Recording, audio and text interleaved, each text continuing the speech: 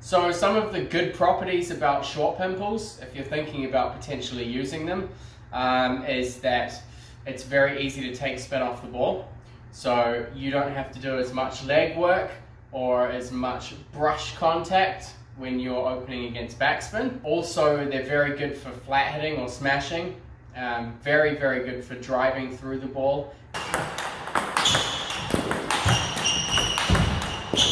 Short pimples are also very good for blocking.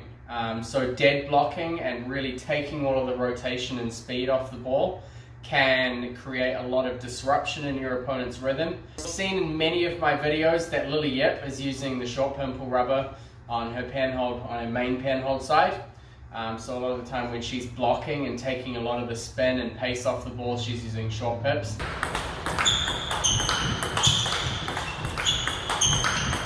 Some of the things that make short pips different to using smooth rubber, obviously the amount of rotation that you can get on the ball is not the same.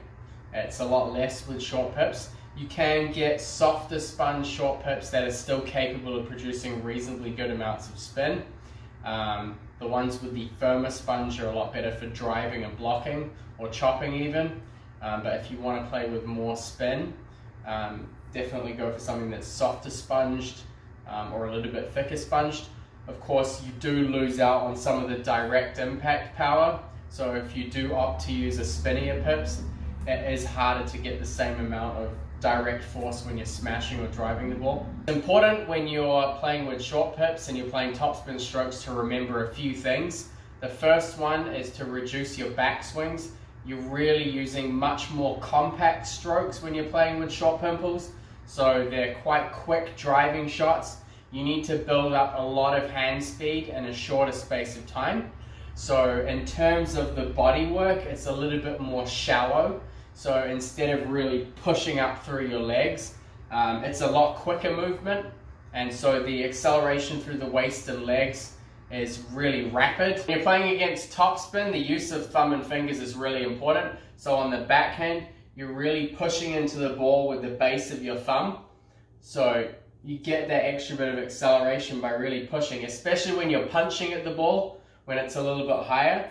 You're really pushing with this base part of your thumb here into your racket quickly, and then supporting the force and controlling the stability with your finger on the opposite side. Similarly with the forehand, you're using this part of your finger across here to also generate that extra bit. So through this part, gives that extra wrist and acceleration through the finger into the ball on the forehand side.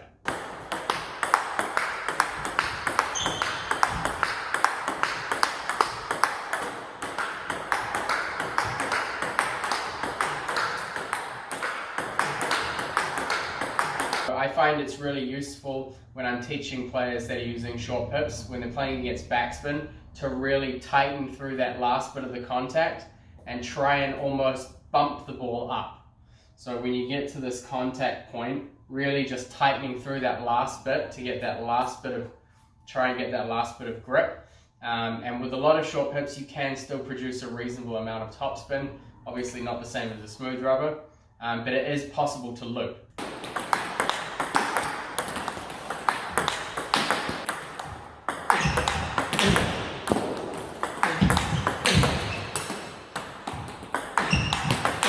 I'm going to be making a lot more content, so please subscribe to me here on YouTube, and also you can follow me on all my platforms at MHTableTennis.